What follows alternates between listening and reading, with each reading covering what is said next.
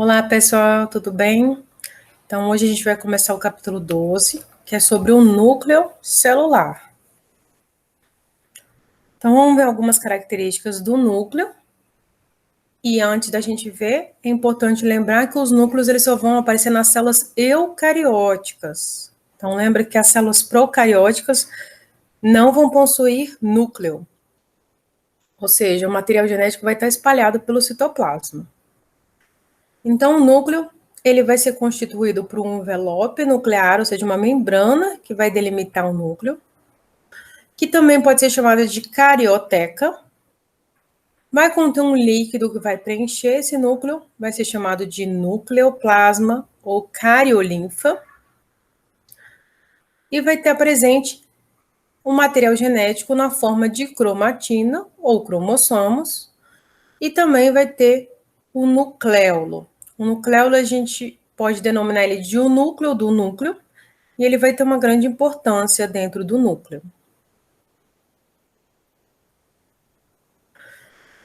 Então, a maioria das células eucarióticas, elas vão conter apenas um núcleo, ou seja, vão ser chamadas de mononucleada, mono é somente um.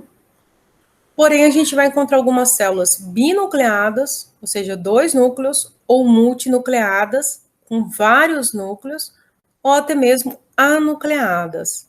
Anucleadas vai ser sem um núcleo. Lembra que A é uma negação. E como é que a gente vai encontrar essas células? Então, primeiro a gente vê aqui, ó, um leucócito, e a gente vê uma célula mononucleada, ou seja, somente um núcleo. Então, esse roxinho aqui é o núcleo dela. Então, a gente vê que o núcleo nem sempre ele só aparece na forma redonda, né? Ele pode ter vários tipos de forma. Aqui a gente tem um exemplo de uma célula muscular estriada. Então, aqui a gente tem vários núcleos dentro da célula. Então, ela vai ser uma célula multinucleada. Geralmente, isso ocorre em células que têm um metabolismo muito rápido. Aqui a gente tem um caso de uma célula binucleada, ou seja, com dois núcleos. É a célula de um protozoário chamado paramécio. Então, ele é unicelular e ele contém dois núcleos, um macronúcleo, né, que é um núcleo maior, e um micronúcleo. E nesse exemplo, a gente tem uma hemácia, ou seja, uma célula sanguínea anucleada. Lembrando que as hemácias, elas são anucleadas, porém, elas tinham um núcleo na sua formação original. E conforme elas sofrem o processo de maturação, elas perdem esse núcleo.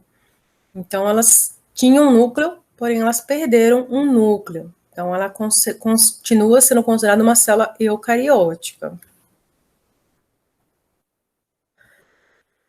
Então, o envelope nuclear vai ser essa membrana que vai delimitar, né, o núcleo. Aqui a gente tem uma célula, e aqui o núcleo, essa membrana que vai delimitar o núcleo, vai ser chamada de envelope nuclear, ou carioteca. E essa membrana, ela vão ter vários buraquinhos nela, que são chamados de poros, poros nucleares. Então, esses poros, eles vão ser importantes porque eles vão fazer uma permeabilidade seletiva, ou seja, eles vão controlar o que vai entrar e o que vai sair de dentro do núcleo. E isso é muito importante, porque lembra que dentro do núcleo está todo o nosso DNA, todo o nosso material genético. E se entrar parasitas aqui, como vírus, bactérias, podem ocorrer uma alteração nesse DNA, levando a problemas na célula. Então, esses poros, eles controlam a entrada e saída de dentro do núcleo.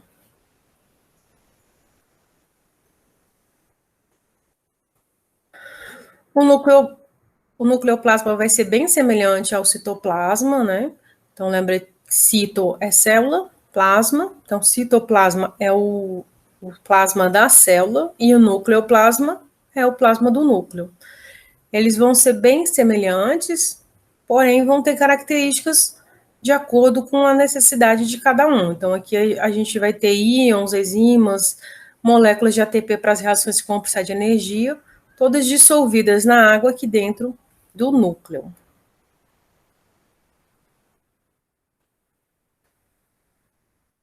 Temos também uma estrutura chamada nucleolo, ou seja, pelo nome significa núcleo menorzinho, né, um núcleo primitivo, e na verdade esse nucleolo, ele vai ser um local muito importante, pois vai ocorrer nesse nucleolo a síntese de ribossomos. Então lembra daqueles ribossomos que a gente estudou lá nas organelas? Eles vão estar soltos pelo citoplasma da célula, ou eles vão estar aqui, ó, aderidos ao retículo endoplasmático granuloso, e eles têm como principal função a produção de proteínas. Então, ele pega um RNA, lê os códons desse RNA, e de acordo com esses códons, eles buscam os aminoácidos, ligam um no outro, formando as proteínas. Então, a síntese desses ribossomos vão ocorrer aqui no nucleolo. E também vão estar presentes dentro do núcleo a cromatina e os cromossomos. E o que são as cromatinas e os cromossomos? São simplesmente moléculas de DNA enroladas em proteínas. Então, aqui a gente tem ó, o nosso DNA, né, uma molécula do nosso DNA, e ele começa a se enrolar nessas proteínas especializadas, que são chamadas de histonas. E conforme eles vão se enrolando, a gente vai chamar isso de cromatina, quando está assim, formando como fosse uma fita, ou a gente vai chamar de cromossomo quando essa fita ela se enrola mais ainda, se condensa mais ainda, chamando isso de cromossomo. Então, tanto a cromatina como o cromossomo são moléculas de DNA enroladas, o que vai definir o que é uma cromatina ou um cromossomo é o nível de enrolamento dessa molécula de DNA. Aqui está mostrando de novo, né, como ocorre esse enrolamento todo através de proteínas, até formar o cromossomo. Por que é importante, né, o DNA ele se enrolar na forma de cromossomo? Porque além de ele, conforme ele vai se enrolando, ele vai se protegendo, isso também economiza espaço dentro da célula. Então, se a gente pegar um DNA desse e desenrolar, ele é imenso, né? Então, conforme a gente vai enrolando ele, a gente consegue economizar espaço, além de proteger o seu DNA. Então, a gente praticamente só vai encontrar o cromossomo, né, ou o DNA na forma desse cromossomo, quando a célula estiver se dividindo, né? E a gente vai encontrar na forma de cromatina quando ele estiver executando a sua função de DNA, ou seja, seu metabolismo, a sua realização de produção de proteínas, de RNA mensageiros e etc. Então, vamos ver agora um pouquinho sobre as divisões celulares. Então, as divisões celulares, elas vão ocorrer ou por mitose ou por meiose. A gente vai estudar cada uma delas mais para frente. Basicamente, o que a gente precisa saber da mitose é que uma célula mãe ou uma célula original vai dar origem a duas células filhas semelhantes à célula mãe, ou seja, com o mesmo número de cromossomos, com a mesma quantidade de moléculas de DNA. E a mitose, ela é realizada, por exemplo, quando ocorre uma reprodução assexuada. Então, o que que acontece? A gente tem aqui um exemplo de uma bactéria, e ela é um ser vivo unicelular, ou seja, só tem uma célula. Então, o meio da bactéria se reproduzir é através da reprodução assexuada. Ela simplesmente se divide em duas e forma duas células filhas, com a mesma quantidade de DNA da célula mãe. Então, a gente costuma dizer que nesse tipo de reprodução, as células filhas são idênticas à célula mãe. Já nos organismos multicelulares, vão ocorrer para o crescimento do embrião, né, do organismo, até formar um ser adulto, e também na regeneração dos tecidos. Então, quando ocorre um machucado, um dano, esse tecido ele é regenerado através de divisões por mitose, assim como também na renovação dos nossos órgãos. Então, lembra que nossos órgãos eles estão constantemente sendo renovados. Essa renovação também ocorre através da mitose. Já a meiose, ela vai ocorrer quando uma célula mãe, ela vai se dividir até formar quatro células filhas, porém com a metade cromossomo da célula da mãe. Então, aqui a gente começa com uma célula com um número total de cromossomos e termina com 4 células filhas com metade do número de cromossomos, ou seja, metade das moléculas de DNA da célula mãe. E a meiose ela vai ser usada somente para a produção de gametas. Então, o que vai ocorrer? A gente tem aqui, ó, o pai com 46 cromossomos, a mãe com 46 cromossomos. E na hora que for produzir os gametas, ou seja, a gente tem aqui, ó, um óvulo, que vai ter metade do número de cromossomos, 23, e um espermatozoide, com metade do número de cromossomos, também com 23. Na hora que eles se unirem, o óvulo e o espermatozoide, vai formar um embrião de 46. Então, para que cada um produza um gameta com 23, vai ser realizada a meiose. A gente começa com uma célula de 46 e termina com 4 células de 23. Uniu o óvulo com o espermatozoide, esse embrião com 46 começa a se multiplicar por mitose e forma o organismo com 46 cromossomos. Então, a gente vai ver que vão existir 2 tipos de células. As células diploides, ou seja, as células que vão possuir pares de cromossomos homólogos e vão ser representadas por 2 Ns. Então, aqui a gente tem um exemplo. Se a gente tiver uma célula com 46 cromossomos, a metade dele vai ser 23. Então, o N vai ser 23. 2 vezes 23, 46. Então, aqui a gente tem um exemplo de um cariótipo, ou seja, o cariótipo é quando a gente consegue ver todos os cromossomos, né, de uma pessoa, e esse cariótipo ele é representado dessa forma, na forma de pares de cromossomos.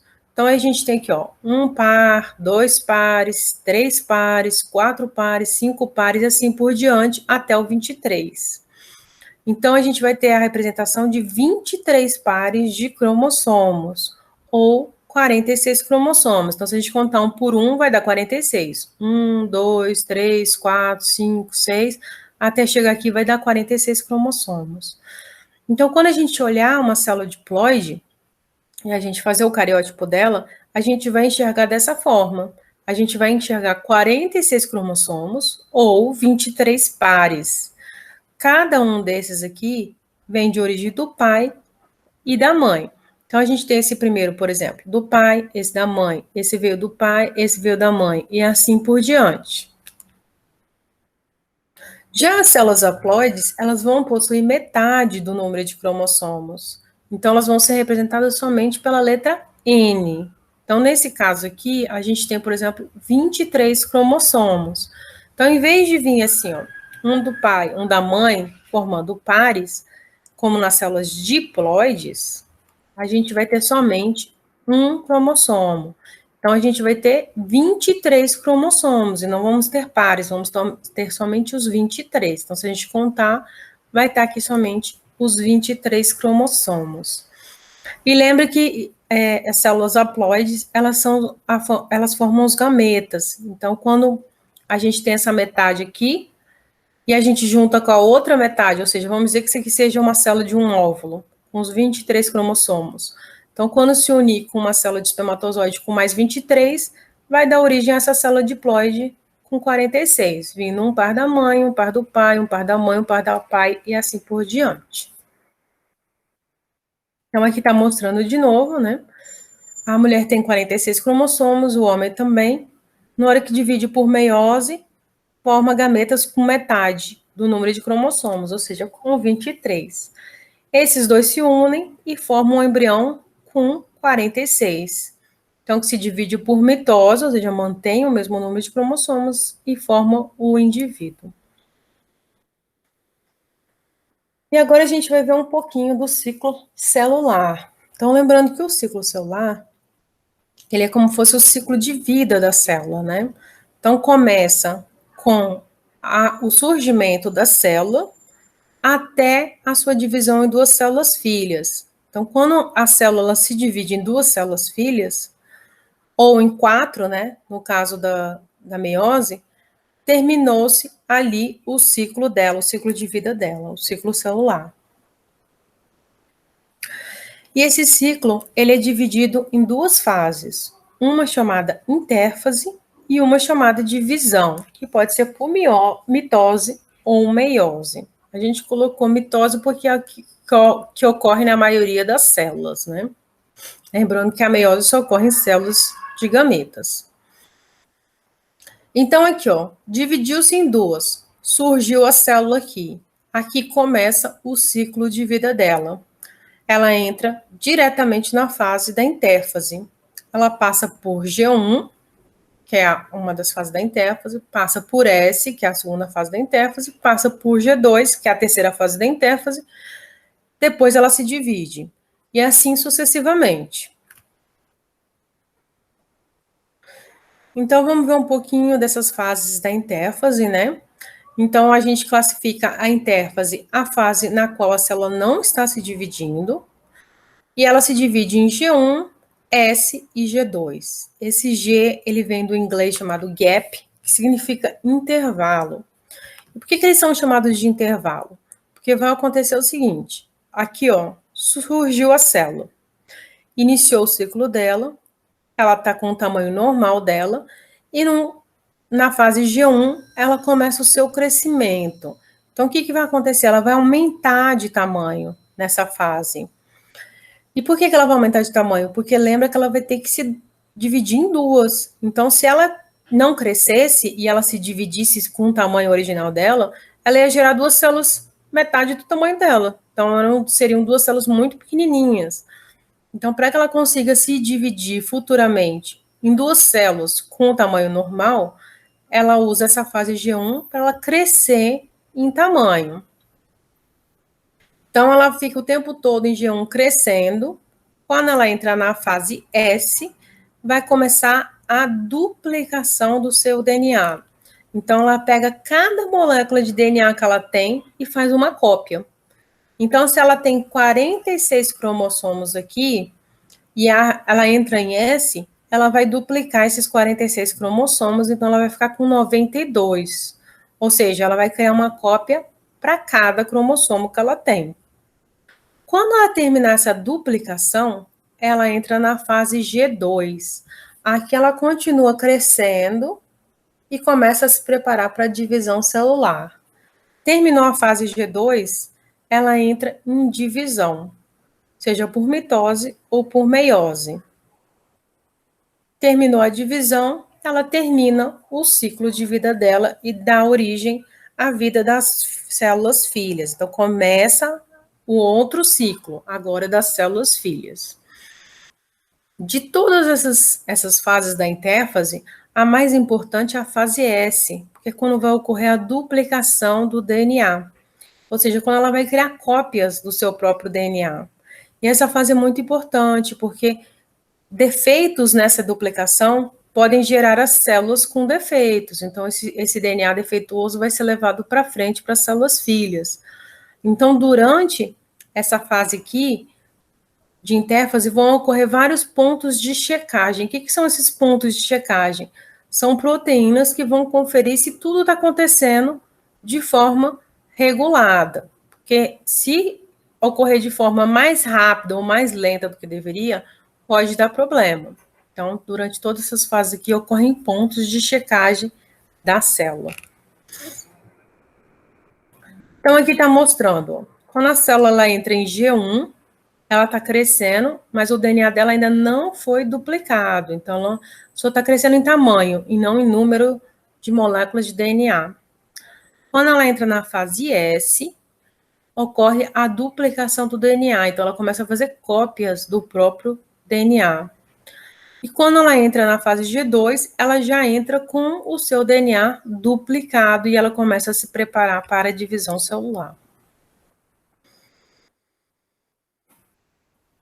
Então, quando ela entra em divisão, que pode ser por mitose ou meiose, a gente sempre representa pela mitose novamente, porque é a que mais acontece, que a meiose só vai acontecer nos gametas. Então, aqui está mostrando, ó, uma célula mãe, ela vai se dividir olha lá, em 2 células filhas. Então, ela começa a vida dela aqui em G1. Esse G0, ele está representado quando a célula ela entra numa fase em que ela fica parada, ela fica esperando. Então, é como fosse... É como se ela estivesse, assim, hibernando ali. Ela fica parada até o momento certo dela continuar para as outras fases. Então, normalmente ela continua, entra em S, duplica o DNA, entra em G2, terminou G2, começa a divisão. E o controle do ciclo celular, ele é muito importante para as células, para que elas não se multipliquem de forma desorganizada. Então, para que elas não começam a ficar se dividindo de forma muito rápida, elas têm que seguir o ciclo de vida dela, o ciclo celular. Então, durante todo o ciclo celular, ocorrem os pontos de checagem para ver se esse ciclo está ocorrendo no tempo certo. Então, a gente vai ter células que vão se dividir muito rápido, que é normal, é do metabolismo dela. Então, a gente tem, por exemplo, as células do nosso intestino, elas são renovadas com uma grande velocidade, né, do nosso fígado. Então, é normal que elas se dividam de forma mais rápida, tem um ciclo de vida mais curto, porém, a gente tem células que vão ter um ciclo de vida muito longo, de anos, que é o caso dos nossos neurônios, as células do nosso cérebro. Então, elas vão ter um ciclo de vida muito longo, e aí elas vão se dividir, vão demorar muito tempo para entrar na fase de divisão, elas vão ficar muito tempo na intérfase. Então, existem pontos de checagem para que essas células não se dividam de forma descontrolada, não se multipliquem de forma descontrolada, pois pode gerar doenças, que a gente vai ver que uma das doenças mais importantes é o câncer. Então, a gente vai entender biologicamente como ocorre o câncer, né? Então, o câncer é a perda da capacidade normal da célula de regular a sua própria divisão. Então, lembra que ela regula o seu próprio ciclo celular, e quando ela perde essa regulação, ela começa a se multiplicar de forma mais rápida e descontroladamente. Então, as células cancerosas, elas não conseguem parar de se multiplicar e acabam formando tumores. Então, aqui a gente está vendo um exemplo de uma célula que se divide muito rápido,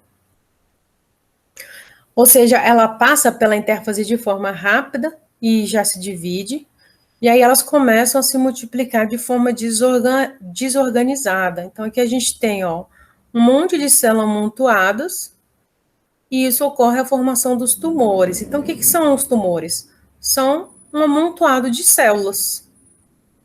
Porém, esses tumores, eles podem ser benignos ou malignos, o que vai influenciar, né, na benignidade desse, ou ai, gente, não sei a palavra. Enfim, se ele vai ser benigno ou maligno, vai ser a capacidade que tem dessas células se espalharem pelo organismo. Então, aqui a gente está vendo um tumor, na qual as células vão crescendo, até que elas começam a invadir os vasos sanguíneos e se espalharem pelo organismo. Então, o que vai acontecer?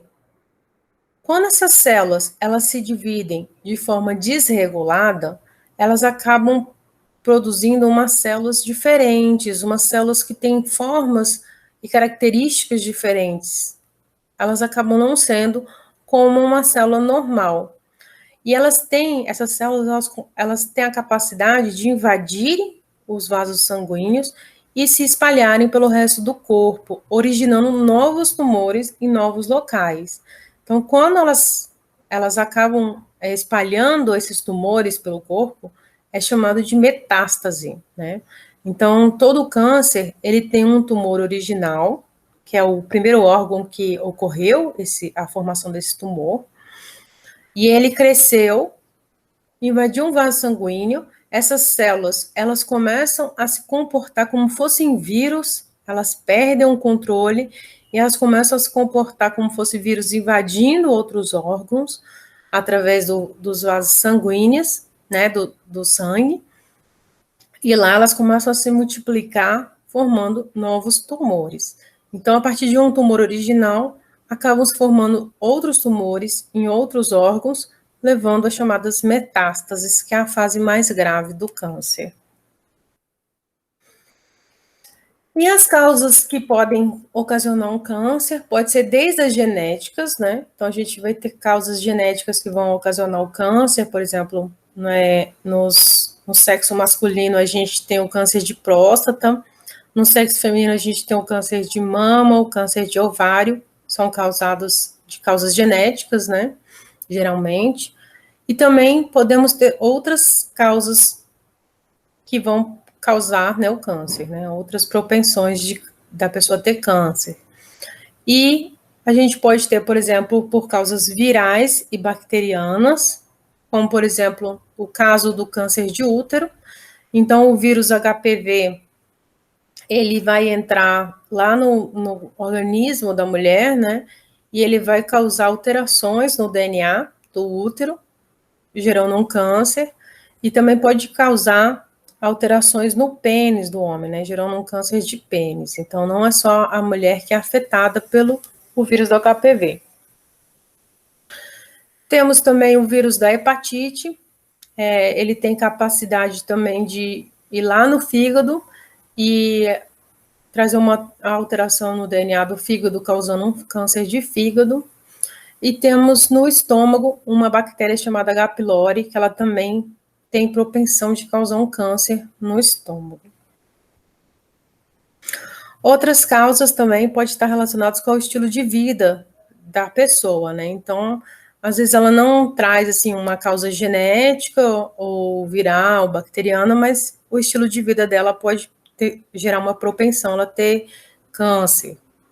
Então, algumas das causas de câncer no nosso organismo são as radiações. Então, a gente tem, por exemplo, o raio-x, ele tem a capacidade de alterar, né, o nosso DNA. Lembra que o raio-x, ele atravessa, né, o nosso corpo, então ele tem acesso ao DNA e ele pode causar uma alteração. Assim como os raios do sol, os raios ultravioletas do sol, que é o UVA, o UVB, então eles também têm capacidade de causar uma alteração, podendo causar o câncer de pele. Derivados do tabaco, ou seja, pessoas que fumam cigarro, charuto, cachimbo, narguilé, todos eles têm capacidade de causar alteração, podendo causar câncer de pulmão, câncer de boca, câncer de garganta, câncer de esôfago. Os resíduos industriais, quando são jogados no meio ambiente, né, então as indústrias, elas, pela legislação aqui do Brasil, elas deveriam cuidar, né, desses resíduos industriais, porém, devido a falhas na fiscalização, eles acabam sendo jogados no meio ambiente, contaminando o meio ambiente, podendo gerar câncer. Pesticidas ou agrotóxicos também têm alta capacidade cancerígena no nosso organismo, então nós somos o país que mais utilizamos agrotóxico no mundo. A nossa comida está virando um veneno, né? Todos os nossos alimentos estão sendo contaminados com esse agrotóxico e a gente tem que dar sempre preferência para os alimentos orgânicos, pois os alimentos orgânicos, eles não podem ser utilizados agrotóxico, então eles são melhores do que os não são orgânicos, devido a essa carga enorme de agrotóxicos que estamos recebendo. E tem alta possibilidade de causar câncer, né? Então, você está vendo aqui, ó, as pessoas que estão aplicando o agrotóxico, elas estão totalmente protegidas, porque são substâncias muito perigosas, né? Além disso, também, com a modernização da nossa indústria, foi criado vários alimentos industrializados, né? Esses alimentos, eles têm uma validade muito maior, e por causa disso eles acabam tendo muitos conservantes e aromatizantes, corantes, estabilizantes, antioxidantes. Todos esses produtos químicos têm potencial de causar câncer. Então, evitar alimentos industrializados. O que são alimentos industrializados? Alimentos que provêm de uma indústria. Então, todo alimento que vem de uma indústria, ele é chamado de alimento industrializado. E aí, se vocês forem olhar lá na embalagem, nos ingredientes, vocês vão ver esses montes de componentes químicos que estão dentro desses produtos, para que eles tenham uma validade maior, né? Então, eles acabam vindo com muito conservante e todos eles têm potencial de causar câncer, né? Então, dê preferência para alimentos não industrializados. Então, vamos ver mais em detalhes agora sobre a mitose e a meiose, né? Então, a gente começa com a mitose. Então, a mitose é quando uma célula-mãe dá origem a duas células filhas com a mesma quantidade de cromossomos, né? Então, a gente tem aqui uma célula-mãe se dividindo até chegar a duas células filhas. Então, a mitose, ela pode acontecer tanto em células diploides, ou seja, com a quantidade total de cromossomos, ou em células haploides, com a metade do número de cromossomos. E o que vai acontecer? As células filhas sempre vão ser idênticas à célula mãe. Então, se a gente tem uma célula, por exemplo, com 46 cromossomos, a célula vai dar origem a duas células filhas com 46 cromossomos cada.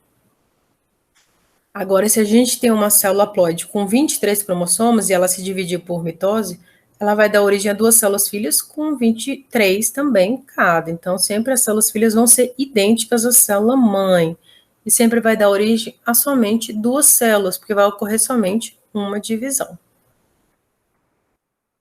Então, a mitose ela vai ser composta por 4 fases, que a gente vai chamar de prófase, metáfase, anáfase e telófase. E após a telófase, vai ocorrer a citocinese. A citocinese é simplesmente a divisão em duas células filhas. Quando essas duas células se separam, é chamado de citocinese. Então, vamos resumir o que acontece em cada fase.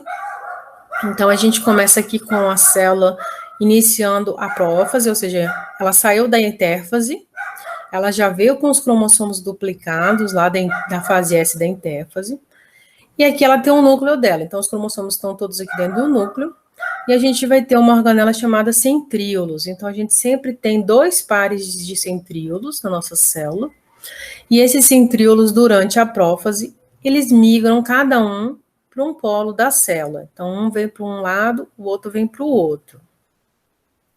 E esses centríolos, eles vão ser responsáveis pela organização da divisão celular. Então, durante a prófase vai ocorrer a degeneração do envelope nuclear, ou seja, esse envelope nuclear ele vai ser dissolvido, degenerado, e os centríolos vão se grudar as fibras dele nos cromossomos, para que eles não se percam nadando aqui pela célula. Terminou a prófase, a gente entra na metáfase, ou seja, na metáfase esses cromossomos são todos alinhados e organizados no meio da célula. Quando a gente vê essa organização no meio da célula, a gente chama isso de placa metafásica.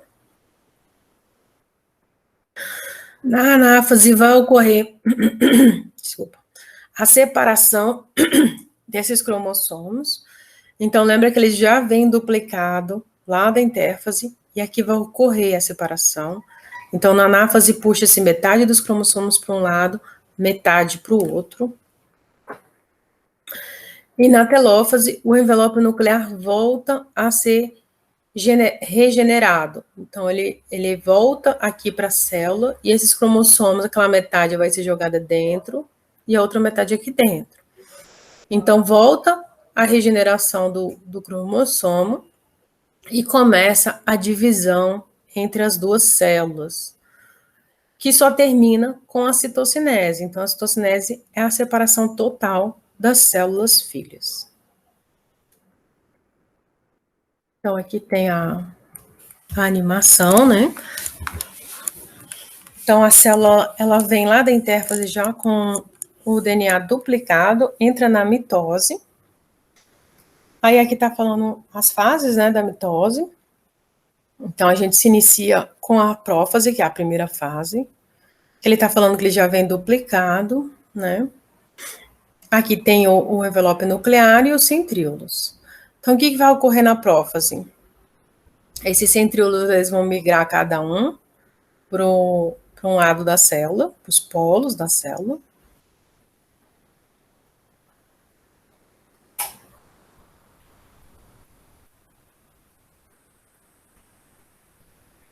E assim que eles migram, ocorre a degeneração do envelope nuclear.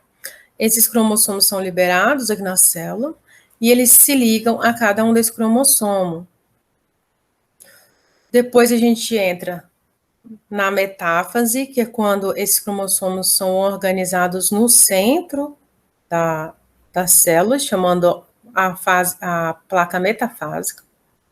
E na anáfase, vai se dividir esses cromossomos no meio, puxando metade para um lado, metade para o outro.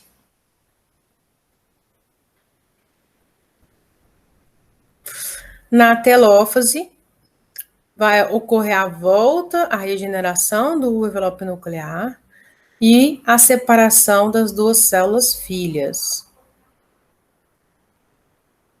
Então, lá, regenera o envelope nuclear, joga os cromossomos para dentro e começa a separação. Quando essas células são totalmente separadas, ocorre a citocinese. Então, separou. Aqui começa o ciclo celular tudo de novo. Então, a gente vai ver que as células do nosso corpo, elas vão estar cada um em diferentes fases, né, da vida dela, do ciclo celular dela. Então, se a gente pegar um raspado de célula e colocar numa placa, a gente vai ver no microscópio que cada célula vai estar em diferentes fases do seu ciclo de vida, então algumas podem já estar se dividindo por mitose, outras já se dividiram, aqui está já no fim da telófase, já quase dividido, né? E algumas vão estar ainda na intérfase. Então, as células do nosso corpo, elas estão em diferentes fases do ciclo celular de cada uma.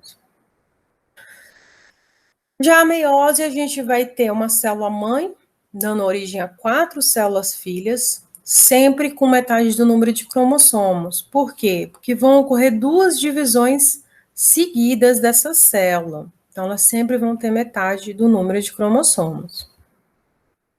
Então, essas 2 divisões celulares sucessivas, a gente vai chamar de meiose 1 e meiose 2. Então, a gente tem aqui, ó, uma célula mãe. Ela está aqui na intérfase ainda, lembra que a duplicação do DNA ocorre na intérfase, então ela duplicou seu DNA na intérfase, ela terminou a intérfase, ela entra na meiose 1, ocorre uma divisão, então aqui tem 46, não, aqui tem mais de 46, né? Lembra o seguinte, essa célula aqui tem 46, ela duplica seu DNA, fica com o dobro, ela faz uma cópia de cada um, então ela fica com 92, ela entra na meiose 1 com 92, divide em 2 células filhas. 92 dividido por 2, 46 cada. Depois da meiose 1, ela entra novamente numa outra divisão sucessiva, ou seja, ela não volta para a intérfase, ela já entra diretamente em uma segunda divisão. Então, se ela entra numa divisão com 46, divide de novo, ela fica com 23 cada. Então, cada uma dessa aqui vai ter 23. Então, vamos ver rapidamente as fases. Lembrando que as fases da meiose são as mesmas fases da mitose e vão ocorrer praticamente as mesmas coisas. Então, na meiose 1, as fases a gente vai chamar de 1 também. Então, a gente vai chamar de prófase 1, metáfase 1, anáfase 1, telófase 1. Na meiose 2, a gente vai chamar tudo de 2. Então, prófase 2, metáfase 2, anáfase 2 e telófase 2. Então, na prófase 1, ocorreu a degeneração do envelope nuclear, a migração dos centríolos para os polos da célula. Metáfase 1, formação da placa metafásica, alinhamento dos cromossomos no centro da célula. Anáfase 2, separação dos cromossomos, metade para um lado, metade para o outro. E telófase, regeneração do envelope nuclear e início da divisão em 2 células. Terminou a divisão, inicia-se a prófase 2. De novo, degenera o envelope nuclear, os centríolos vão para os polos da célula. Metáfase 2, forma a placa metafásica com alinhamento dos cromossomos no centro da célula. Anáfase 2, puxa metade para um lado, metade para o outro. E na telófase, a gente tem a regeneração do envelope nuclear e a divisão das células, dando origem a 4 células filhas, com metade do número de cromossomos. Então, quais são as diferenças básicas aqui entre mitose e meiose? Na mitose, a gente começa com uma célula com, por exemplo, 46 cromossomos, ela duplica, desculpa, gente, na mitose a gente tem uma célula com 46, que durante a intérfase duplica o seu DNA, então se ela tem 46, ela vem aqui para 92, duplicou, entra em mitose e divide em 2 células filhas com 46. Então, a gente tem células filhas diploides idênticas à célula mãe. Mas se fosse uma célula haploide, também poderia se dividir. Então, vamos dizer que aqui seja uma célula haploide com 23, ela duplica seu cromossomo, fica com 46 cromossomos, divide em 2 e fica com 2 de 23. Então, não importa quantos cromossomos ela tem aqui no início, ela vai terminar com 2 células filhas idênticas, com a mesma quantidade de cromossomo da célula inicial, da célula original, da célula mãe. Já na meiose, a gente começa com uma célula diploide sempre. Então, a gente tem, por exemplo, uma célula de 46, ela entra na intérfase, duplica o seu cromossomo, fica com 92, terminou a intérfase, entra na meiose 1, divide em 2. Então, se aqui tinha 92, ela divide em 2 com 46. Entra numa segunda divisão sucessiva. Então, se aqui tem 46, ela divide em 2, indo 23 para cada, 23 para cada. Então, ela acaba formando, no final, 4 células haploides com metade do número de cromossomo da célula mãe. Então, ela sempre vai ter metade do número. Lembrando que a mitose ocorre o tempo todo nas nossas células, porém a meiose só vai ocorrer nos nossos gametas, na formação dos nossos gametas. E durante a meiose vai ocorrer um fenômeno chamado crossing over, né? Ele tem esse nome em inglês e ele vai ser responsável pela nossa variabilidade genética. Então, o que vai acontecer? Na hora que a gente recebe um cromossomo do nosso pai, um cromossomo da nossa mãe, esses cromossomos eles ficam muito próximos um do outro, a ponto que eles trocam pedaços. Então, eles trocam pedaços e geram novos cromossomos. Então, lembra que na hora que a gente formar o nosso gameta, só vai um cromossomo. Por quê? Vai fazer a meiose. Então, se a gente faz a mitose e a gente tem o nosso cromossomo do pai da nossa mãe, lembra que vai o cromossomo do nosso pai e da nossa mãe. Cada um desse vai se duplicar e vai igual para nossas células filhas a mesma quantidade de cromossomo. Porém, na meiose, só vai um deles. Então, eles vão se dividir e vão ficar com a metade do número de cromossomos. Só que como esses cromossomos, eles trocaram pedaços entre si, na hora que ocorre a meiose, vão cromossomos formados, cromossomos novos, cromossomos diferentes. E isso vai gerar uma variabilidade genética. Por quê? Lembra que o cromossomo é uma molécula de DNA toda enroladinha aqui dentro. E cada pedaço do DNA é responsável por uma característica nossa. Então, eles estudaram e descobriram que, por exemplo, a característica de cor dos nossos olhos fica nesse pedaço do cromossomo. O tipo sanguíneo, nesse. A cor do cabelo fica nesse local. O do crescimento, nesse local.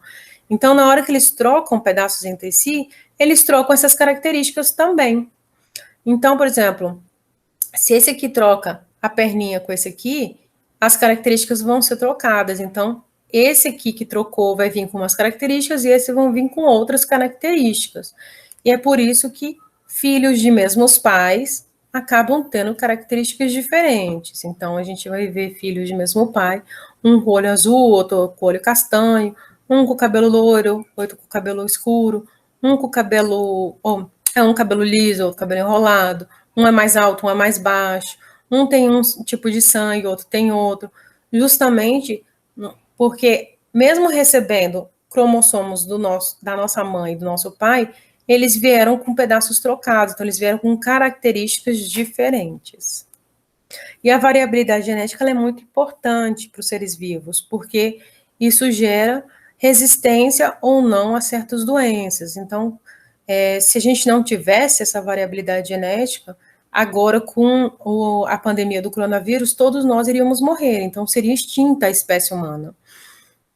Então, graças a essa variabilidade nos nossos genes, alguns vão ser mais resistentes à doença e vão sobreviver, e outros vão ser menos resistentes e vão morrer.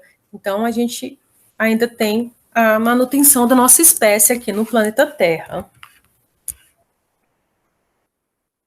E as aneuploidias, elas vão ser alterações no número de cromossomos que vão vir através de erros na meiose. E onde que vai ser esse erro na meiose? Lembra que vai ocorrer aqui, ó, na anáfase. Então, na hora que ocorrer a metade for dividida aqui, ó, metade dos cromossomos para um lado, metade do outro, aqui podem ocorrer erros e ir mais cromossomo para um lado do que para o outro. Então, na hora que esse aqui vem com mais cromossomos, essa célula, quando se dividir, ela vai vir com menos cromossomos. Então, as aneuploidias é simplesmente uma maior quantidade de cromossomos ou uma menor quantidade de cromossomos do que deveria. Então, as nossas células, elas vêm desse jeito, ó, com os 23 pares de cromossomos. Um do pai, um da mãe, um do pai, um da mãe, e assim por diante. E quando ocorre a formação da meiose, vai vir só essa metade. Então, vai vir só um de cada par desse. Só que, quando ocorrem erros, em vez de vir um, pode vir dois. E aí acaba tendo um cromossomo a mais, ou pode vir só um, formando um cromossomo a menos. Então, todas essas alterações no número de cromossomos, a gente vai chamar de aneuploidias. E como é que podem ser essas aneuploidias? Elas podem ser através de monossomias, ou seja, vem um cromossomo a menos. Então, a gente tem aqui, ó, todos os pares. Quando chega nesse par 23, tá faltando um cromossomo aqui. Então, a gente chama de monossomia, um cromossomo. Então, a gente vai chamar a monossomia do cromossomo 23. Já as trissomias é quando vem um cromossomo a mais. Então, o normal é vir sempre um par. Só que nesse aqui, além de um par, veio umzinho a mais. Esse um a mais a gente vai chamar de três cromossomos, trissomia, nesse caso do cromossomo 21. Então, a gente vai ver que esses pares de cromossomos, até o 22, eles são responsáveis por várias características do nosso corpo. Porém, só o 23 é considerado o cromossomo sexual, é aquele que vai definir o nosso sexo genético. Então, no caso da mulher, vai vir um cromossomo X, mais um cromossomo X, que vai determinar o sexo feminino, aqui no cromossomo 23. Já no caso do homem, por exemplo, vem um cromossomo X e um cromossomo Y. Aí vai ser determinado que é uma pessoa do sexo masculino geneticamente. E lembrando, nossa mãe sempre vai mandar um cromossomo X, porque todas as mulheres elas vão ser X e X, elas vão possuir 2 cromossomos X. Então, todos os óvulos vão vir com um cromossomo X. Já no caso dos homens, pode vir um cromossomo X ou um cromossomo Y. Então, quando vem no homem um cromossomo X, junta X com X, forma uma mulher. Porém, se vier um cromossomo Y, vai formar um X da mãe, um Y do pai, e vai formar uma pessoa do sexo masculino. E todas essas alterações nos cromossomos, elas são chamadas de síndrome. Por que síndrome? Porque síndrome é um conjunto de sintomas. Então, elas vão causar sempre vários sintomas na pessoa. É quando a gente tem uma causa, porém, múltiplos sintomas. A gente chama de síndrome. Então, uma das síndromes que a gente vai estudar é a chamada síndrome de Klinefelter. E o que é a síndrome de Klinefelter? É quando ela tem uma trissomia do cromossomo 23, ou seja, o cromossomo sexual. Então, lembrando, a nossa mãe sempre vai ter um cromossomo X, então o nosso óvulo, o óvulo da mulher vai ter sempre um cromossomo X. E o espermatozoide do homem pode ter um cromossomo X ou um cromossomo Y. Então, sempre lembre que a determinação do sexo é através do homem, do espermatozoide do homem. Então, o homem ele vai carregar espermatozoides com cromossomo X e vai carregar espermatozoides com cromossomo Y. Na hora que esses cromossomos encontrarem o óvulo, que sempre vai ter um cromossomo X, lá vai se juntar. Se for um cromossomo X e um espermatozoide com cromossomo X, formam uma mulher XX. Agora, se for um cromossomo X que vem da mãe e se juntar com o cromossomo Y do pai, vai formar um XY, dando origem a uma pessoa do sexo masculino genotipicamente. Então, sempre o que vai definir é o cromossomo 23. E a síndrome de Klinefelter, houve um problema lá na anáfase da meiose. Então, o que aconteceu? Na hora de dividir os cromossomos, ocorreu um erro e veio um cromossomo X a mais. Esse cromossomo X a mais faz com que ele tenha uma trissomia no 23. Então, ele vai ter 2 cromossomos X e um Y. E isso vai dar origem a uma pessoa do sexo masculino. Porém, devido a ter um cromossomo X a mais, essa pessoa ela vai ter características femininas. Então, geneticamente, é uma pessoa do sexo masculino, porque tem um Y. Porém, devido a um cromossomo X a mais, tem características femininas. Então, a gente vai ver algumas características que aparecem femininas nessa pessoa. Já a síndrome de Turner, ela vai ser o contrário, vai vir, em vez de vir um cromossomo a mais, como lá na de Klinefelter, vai vir um cromossomo a menos. Então, a gente vai ter uma monossomia do cromossomo 23. A gente vai ter somente um cromossomo no 23. E vai ser um cromossomo X. Então, vai vir uma falha aqui. Está faltando um cromossomo aqui, que podia ser outro X ou um Y. E não veio. Esse gameta aqui veio com problema, veio sem cromossomos. Então, ela acaba tendo somente um cromossomo X no 23. Então, vai dar origem a uma pessoa do sexo feminino geneticamente.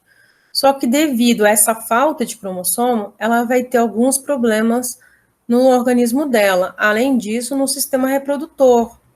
Devido à falta de um cromossomo X, ela não vai conseguir menstruar, vai ter ovários subdesenvolvidos e pouco desenvolvimento dos seios, das mamas. Então, tudo isso ocorre por falta de um cromossomo aqui, um cromossomo X. Então, a gente chama a síndrome de Turner, é uma pessoa do sexo feminino com uma monossomia no cromossomo 23.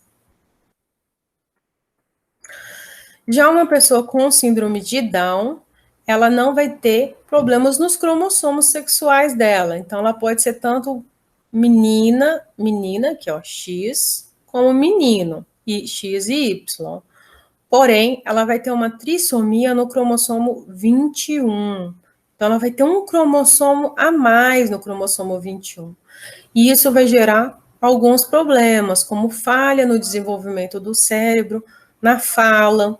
Ela vai ter problemas, habilidades de desenvolvimento motor e algumas outras, além das características físicas, como esses olhos um pouquinho mais puxados, separados um do outro. Então, são pessoas que vão ter alguns sintomas devido a essa trissomia do cromossomo 21. E como todas essas síndromes, todas elas podem gerar problemas de fertilidade, então elas podem gerar um problema na hora de ter filhos. Alguns vão conseguir ter filhos, outros não. Mas, hoje em dia, a síndrome de Down, ela é diagnosticada desde cedo, né? Por lei, hoje tem que ser diagnosticada na hora do nascimento, a síndrome de Down, vem até no registro da pessoa, né? Porque a partir daí se começa já um tratamento. Então, essas pessoas, elas fazem diversos tratamentos ao longo da vida e elas conseguem ter uma vida praticamente normal. Então, elas vão conseguir estudar, vão conseguir trabalhar, vão conseguir morar sozinhas. Elas podem somente ter dificuldades na hora da reprodução. Mas elas têm uma vida normal, como qualquer outra pessoa. Inclusive, as outras pessoas também têm as outras síndromes. Elas vão ter que ficar, claro, de olho um pouco mais na saúde delas, né? Mas lembrando sempre que o pior preconceito a pior síndrome é o preconceito, né? Ou seja, essas pessoas elas estão aí lutando para ter a vida normal delas e o que elas encontram de pior, né? Não é a síndrome delas, mas o preconceito que elas sofrem das pessoas. Então, elas têm direito de ter uma vida normal como todo mundo. É só um problema no número de cromossomos e aí vai gerar alguns problemas de saúde que ela tem que lidar e não, né, terem que ser levados pela sociedade como algo diferente, né? Somente é um problema delas. Então, o pior preconceito mesmo, a pior síndrome mesmo é o preconceito. Então é isso por hoje, gente. Um abraço aí para todos.